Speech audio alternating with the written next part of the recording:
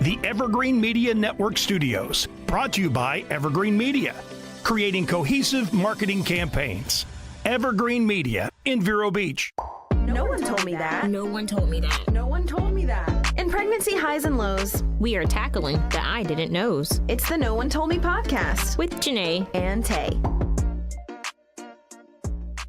Hi, everyone. Welcome to another episode of No One Told Me podcast with Janay and Tay. Today, we're going to have a kind of special episode. We are going to be honoring Pregnancy and Infant Loss Awareness Month, which takes place this month. So before we begin, we would like to take a moment to honor all the mothers and the families that have truly been affected by any type of infant loss, pregnancy loss, so anything along those lines. I know personally a lot of you don't know me, so I will say I have experienced 2 miscarriages, one taking place last week. It really affected my husband and I both, but in 2 different ways because he's never experienced this. Yeah. But this is my second one, so I have. So yeah, we just like to take a moment to honor all of you. Thank you, Janay. I know that's special, and I know our listeners really appreciate you sharing your personal story.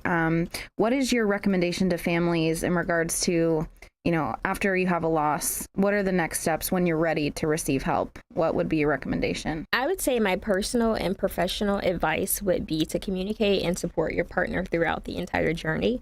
Because I know a lot of men, including my husband, they feel like they have to be so strong for us. And so what they do is they end up bottling all of their emotions until, it's like it affects them in so many ways that they don't even understand it. And then eventually they start to have their mental breakdown. Right. And so it's just important that you are always on the same page with your partner. And even if they don't initiate the conversation of, hey, I'm feeling this way, this affected me this way, it's important that you come to them and you just check in with them, say, hey, how are you feeling? What are your thoughts on what's happening with us?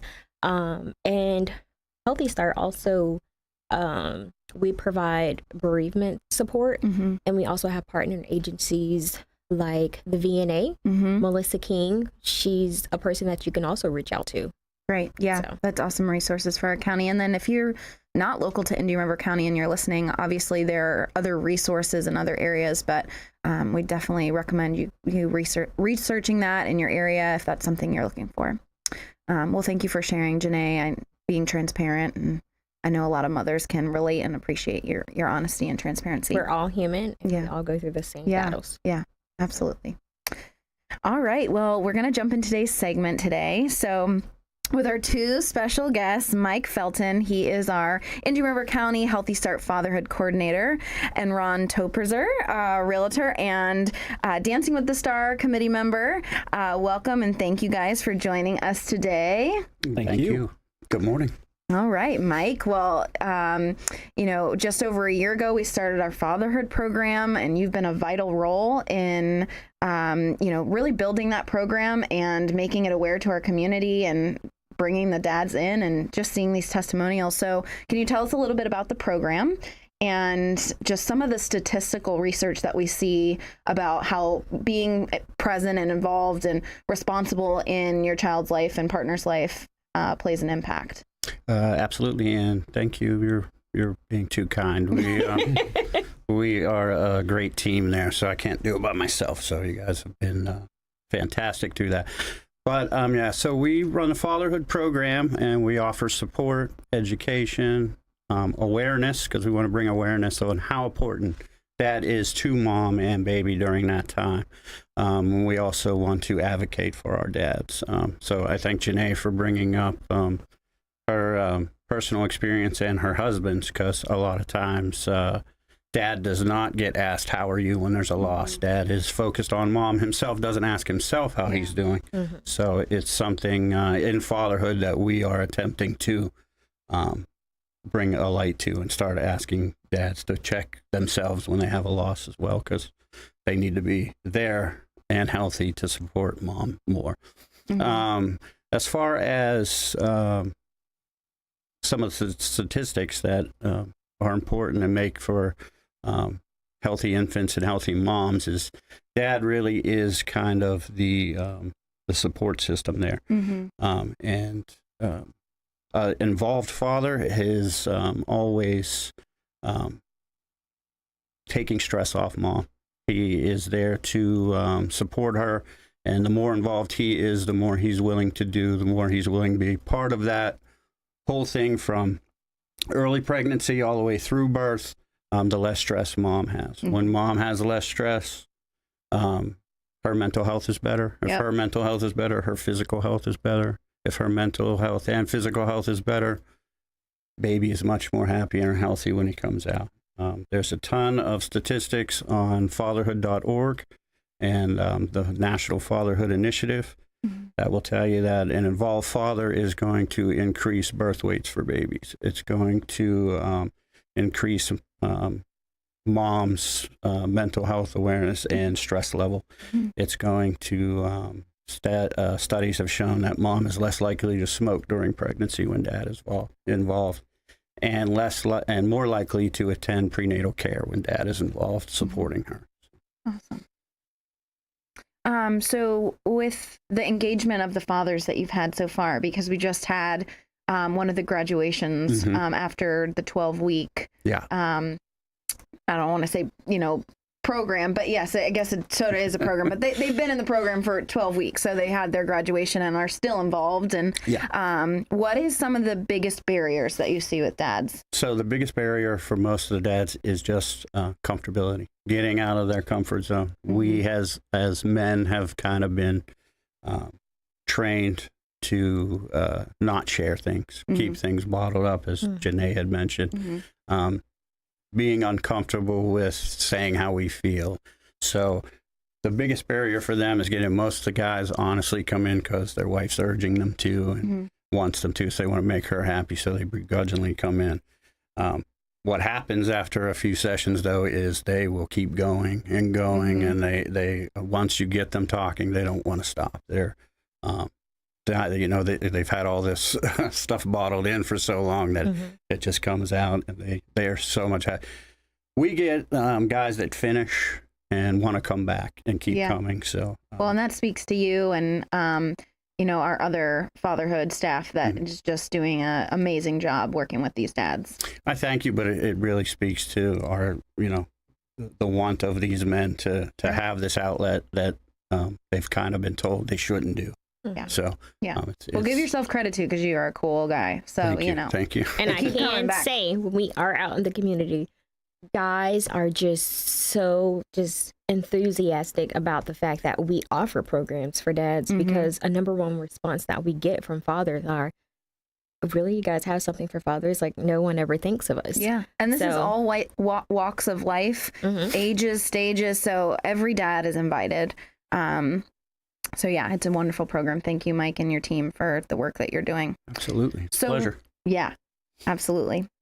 So Ron, you have two beautiful babies, Remy and Reed. Tell us about your fatherhood journey. So start off, Remy was born May of 2020. Nothing big going on in the world then, huh? So she was a COVID baby. And then Reed was born September of 2022, so I have a 3.5-year-old and a 13-month-old.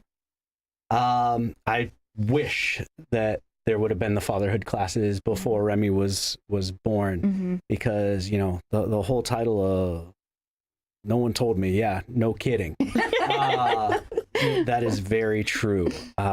Two very different babies. Remy was very independent from day one, whereas Reed needed to be held 24/7 from birth for probably the first 3 months by nobody other than his mom. So, from that aspect, if I would hold him, he'd scream, and my wife is exhausted and tired and needs rest, and I'd be trying to put him down, and eventually she'd just come out and take him. And from my prerogative, that's tough. Kind of two-sided. You feel like your child doesn't want you, and then you can't take the load off of your partner, your spouse, who has to do everything for the child, because otherwise they're just screaming bloody murder. Yeah. So it was really a double-edged sword. Realistically, the only thing that I was able to do was take care of Remy Yeah. to take some of that off of Exactly. off of my wife's plate. But yeah, it is an adventure. It is an adventure. Now, would you say one child takes off after Rachel more and one child takes after you, or? Oh, Remy has my attitude and temper. Okay. Definitely. Okay. Yes. It's always those that are gonna one. be some fun teenage years, let me tell you. Okay. But Reed is definitely more relaxed, more like my wife. Okay. So if you knew what you know now, Mhm. what would be your biggest tip to a new dad? Be ready for anything Okay. and talk to other dads. Yeah. Go to classes. There's so much. Just imagine you're in this room as you're listening to this. Give me a show of hands. How many men have swaddled a baby? And we can't forget Jesse, our Jesse. producer. Jesse, you're a dad. Before you had a baby, did you swaddle a baby? No, I didn't swallow Right, a baby. exactly. That wasn't in the classes. It probably came after Healthy Start had to close for COVID. So I have a newborn and I'm trying to figure out how to swaddle a baby. Luckily, I had nieces, so I understood. A baby girl, there is a certain way you have to wipe a baby girl when you're changing their diaper, Yeah. right? Yep. If you didn't have younger siblings as a male, sorry, we probably didn't babysit that much, and you wouldn't know that. Right. So, it's imperative to do things like these classes to know these things. Yeah. And I think it's very beneficial that Healthy Start also offers baby wearing, not only to the mothers, but to the fathers. Yeah. So you guys have actually hosted already a class where you taught your dads. We hosted a sling, wearing the sling with our dads. Baby sling, yeah. Pictures up on Healthy Start. Because I .com. posted them. If you want to check that out. Shameless plug. But yeah, it's amazing when you get these guys in there. And we had one guy bring his baby. A couple guys used dolls, but eventually it led into, because the dolls kind of don't weigh enough. Yeah. So Everyone everyone move. Everyone was like taking the baby from dad to dad. Yeah, so everyone got to use that dad's baby, so it was kind of neat to see like the sharing of the baby and the way the other guys treated that dad's baby. It was That's cool. pretty nice to see. Now, Mike, we know that you have two beautiful daughters. So would you mind sharing your fatherhood story with us? Because I hear it's very powerful. My journey began with in 1974. I was born to a 17-year-old mom and a 19-year-old dad, so two people who definitely were not ready for that smoke. And, their relationship lasted long enough to provide me with a sister. And, then the relationship ended. And that story sounds sad and upsetting, but unfortunately, I feel like during that time frame, it's a very common story, like the 70s, 80s. That kind of was a lot of what happened.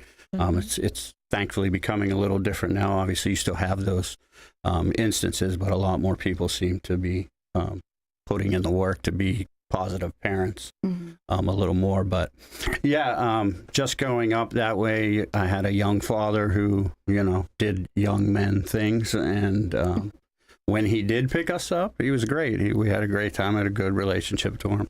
The problem was the inconsistency of showing up. So that sparked in me that when I became a parent, to be involved in every aspect, probably a little too much, because I'm like in everything.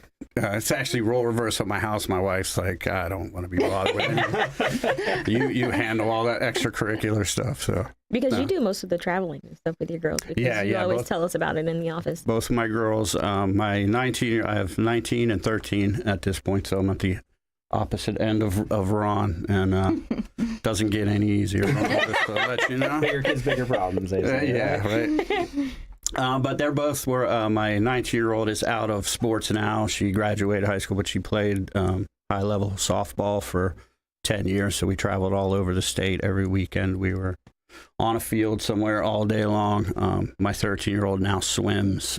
She's been And to she's gotten Isn't some she big the- credentials here. Yeah, Right. yeah, she's been to the Junior Olympics 3 years in a row, AAU Junior Olympics. So we've been all over the country with that. Just to Iowa, right? No, Iowa, Houston, North Carolina, Yeah. but just wow. recently was in Iowa. Okay. Okay. Uh, Well, very cool. Iowa's kind of not that exciting. But, That's not quite Lots of heading to corn. Orlando. yeah. Right. A beautiful city, but just kind of not a lot going on there. Yeah. Okay. But yeah, so every week I'm, pretty much out of town doing something with them. And the biggest thing I can tell you about getting your children into sports, besides all the benefits they get from being healthy and being active, is that when they hit that 13, 14, 15-year range, when they really don't want to be around you anymore and their friends are the focus, I call it bonus time. They're trapped in a car with me for 3 or 4 hours, there and back. And once the music gets old and the phone gets old, very interesting conversations happen. So I feel I get more bonus time with them than most parents get with That's a great their tip. kids. I That love is- that.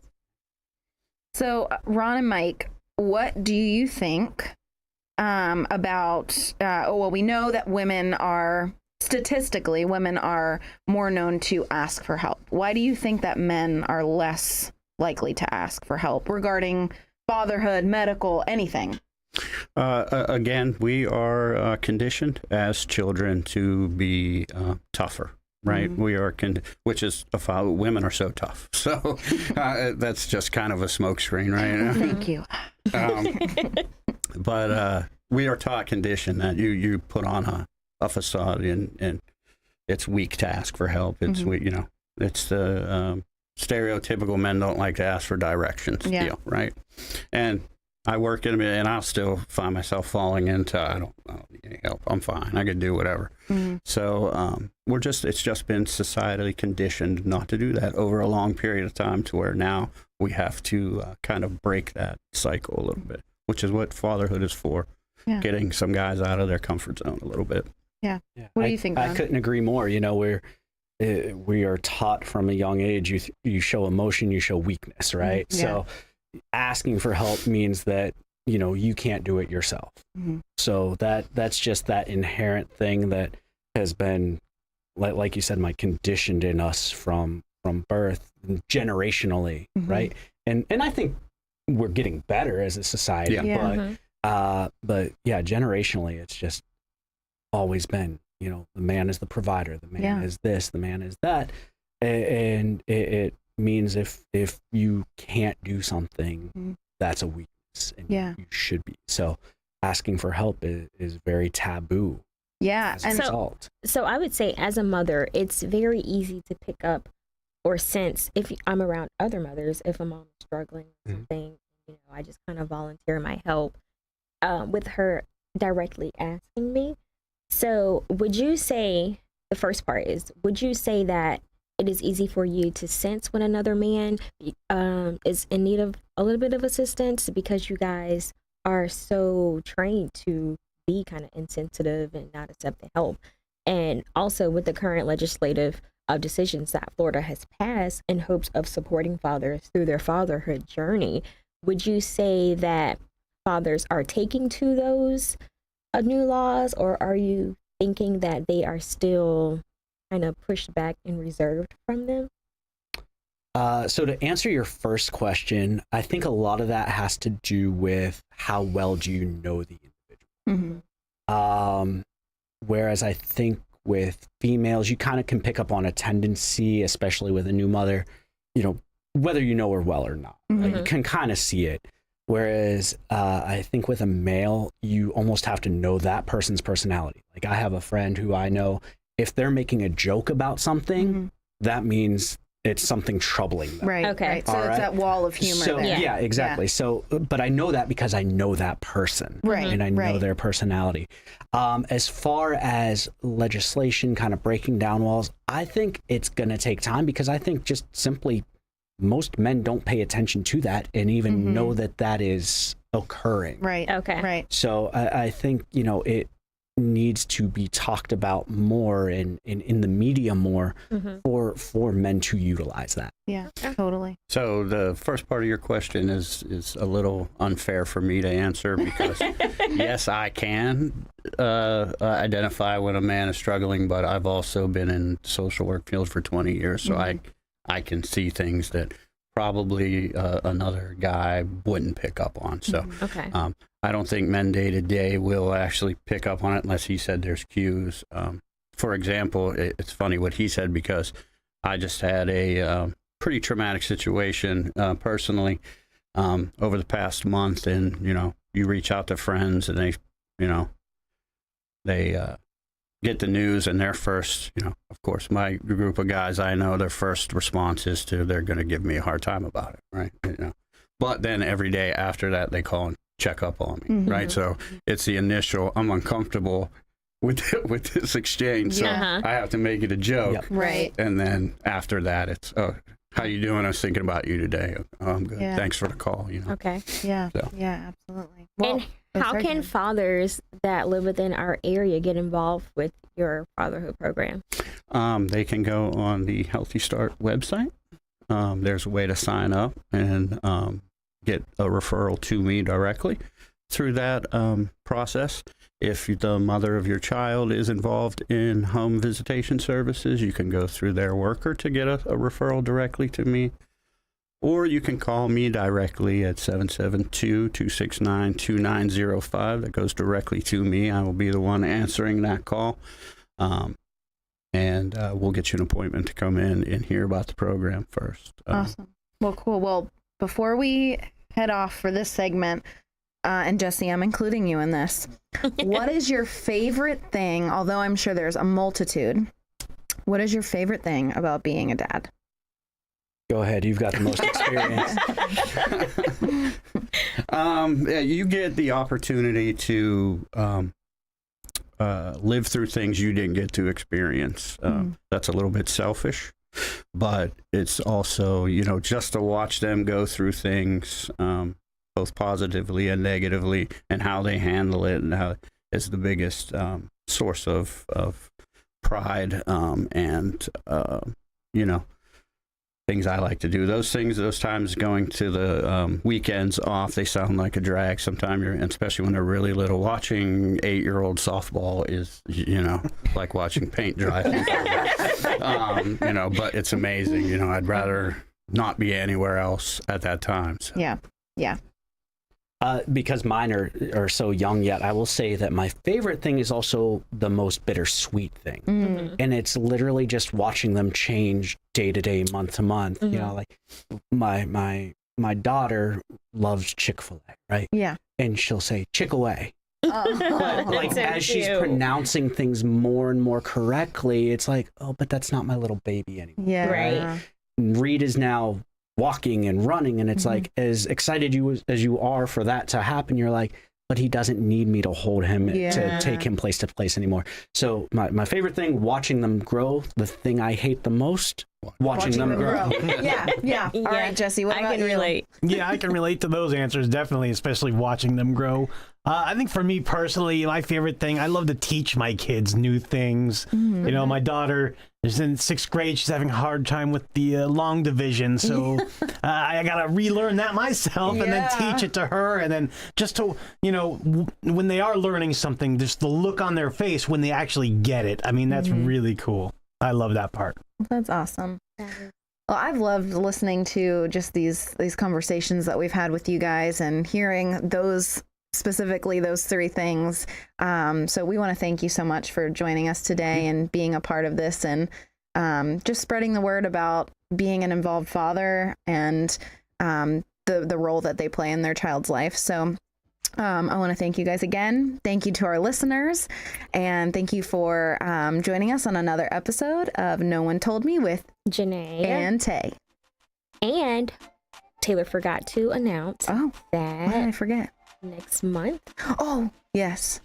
Wait, we go ahead. have some It's all you. big things going on. So we want everyone to stay tuned, because for Thanksgiving, we're going to show that we are thankful for every part that our community plays in our role.